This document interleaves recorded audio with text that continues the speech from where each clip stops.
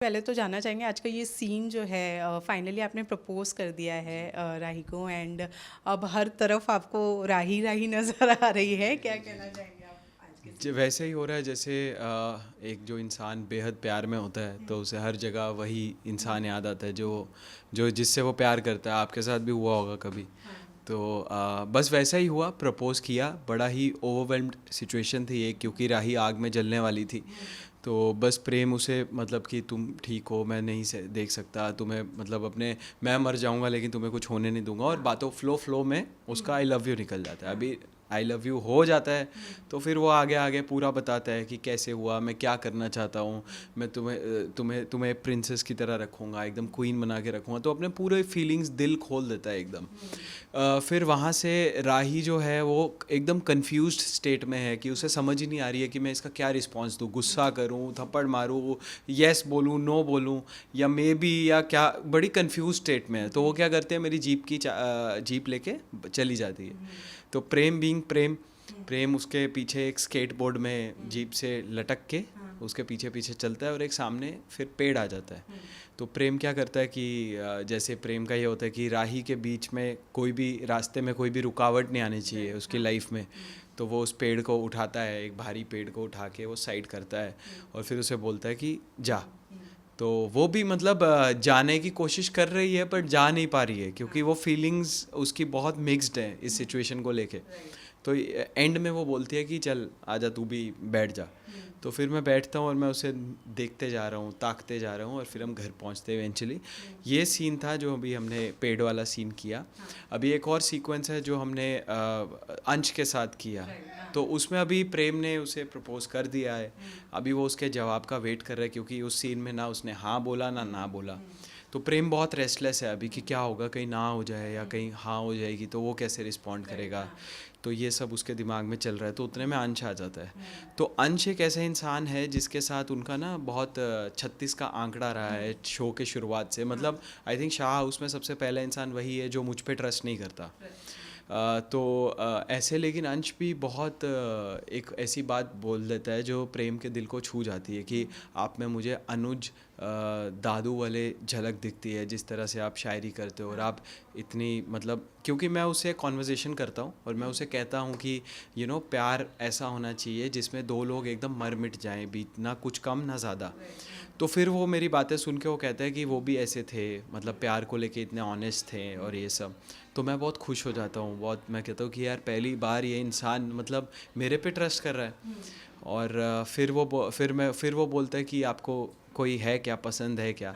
अभी मैं राही का नाम तो नहीं ले सकता, बट फिर मैं उसकी जो सब कॉन्शियस माइंड में राही होती है, बट उसकी सारी क्वालिटीज़ बताने लगता हूँ। जो दिल की साफ़ हो, जो अच्छे से रहे वो करे, और जो एकदम जिसमें मैस्कुलिन एंड फेमिनिन एनर्जीज़ हों दोनों, हर काम संभाले। तो वो चीज़ें मैं उसको बोलता हूँ। और फिर उसके बाद वो ही बोलता है कि अरे ये तो आपने बिल्कुल राही, ये तो राही जैसी लड़की है। लेकिन राही तो सिर्फ एक ही पीस है, ऐसा कोई बना नहीं। तो फिर वो चला जाता है। फिर मैं बोलता हूँ हाँ सही बात है, राही तो एक ही पीस है, मुझे उसके जैसी नहीं, मुझे वही चाहिए। और फिर बस अपनी खुमारी में मैं थोड़ा सा इधर उधर, जैसे इंसान देखा, जैसे ही मैंने देखा तो सामने मुझे राही दिख गई। और वही अपने ड्रीम वर्ल्ड में वो खो गया। और फिर उसके इमोशंस, एंड देन पलक झपकाता है तो सामने देखता है कि गायब, कि वो सपना देख रहा था। मतलब सपना नहीं है कि इमेजिन कर रहा था। फिर उसके बाद बस वो थोड़ा सा एक रेस्टलेसनेस और एक प्यार और इमोशन, एक मिक्स ऑफ इमोशंस। और बस वो सीन हमारा वहाँ ख़त्म होता है। तो अभी ऐसा ही प्रेम के जो माइंड में चल रहा है, वो एक रेस्टलेसनेस है तो कि ये उसे जवाब रेस्टलेसनेस चाहिए। कब खत्म होगी और क्या लगता है राही की तरफ से क्या जवाब आएगा, ऐसा प्रेम को क्या लग रहा है? प्रेम तो होपफुल है कि जवाब यस आना चाहिए, क्योंकि कहीं ना कहीं उसने भी राही की आंखों में प्यार देखा है। लेकिन थोड़ा सा डर भी है, क्योंकि गारंटी तो कोई किसी चीज़ की नहीं दे सकता। तो डर है कि अगर ना बोल दिया तो क्या होगा। मैंने कोई मतलब इतनी मुश्किल से मैंने अपने दिल की बात की तो कैसे होगा। तो वही एक है उसके अंदर कि, बट होपफुल है कि हाँ ही होगी। अभी लेट्स सी क्या होता है। वैसे एज अ पेयर आप दोनों को बहुत ज़्यादा प्यार मिल रहा है शो के लिए, प्रेम और राही को। क्या कहना चाहेंगे उस प्यार के लिए जो शो से ज़्यादा दोनों को एज अ पेयर पसंद कर रहे हैं? What do you want to say? I think show से ज़्यादा तो मुझे लगता है अगर कर रहे हैं तो I don't know, but show से ज़्यादा किसी को पसंद नहीं करना चाहिए, क्योंकि शो है। और ये सब जो पेयरिंग होती है, जो केमिस्ट्री होती है, वो सब आई थिंक हमारे जो बैक एंड में जो राइटर्स हैं, जो जो क्रिएटिव पीपल हैं, वो किस तरीके से एनविजन करते हैं और उसको हम परफॉर्म करते हैं। तो बाकी तो ऑडियंस की ब्लेसिंग है, उनका प्यार है कि किस तरीके से वो पसंद किया जा रहा है। बट यही बोलूँगा कि यार मेहनत कर रहे हैं, दिल से काम कर रहे हैं। और प्रेम तो वैसे भी एक ऐसा कैरेक्टर है जो ही इज़ ऑल हार्ट, तो उसके अंदर कुछ ऐसा है भी नहीं। अगर मैं एज अ परफॉर्मर अगर मैं अपने दिल में कुछ ऐसा रखूँगा या कोई अपना पर्सनल गेन देखने की कोशिश करूँगा ना, तो आई थिंक वो मेरे कैरेक्टर में भी नहीं आएगा। So if I have to play Prem, I have to be Prem, तो वैसा है वो। बाकी हाँ, ये ज़रूर बोलूँगा कि सबसे पहले शो है, सबसे प्यारा शो है, उसके बाद कैरेक्टर्स आते हैं, हम आते हैं, और अलग अलग किरदार आते हैं।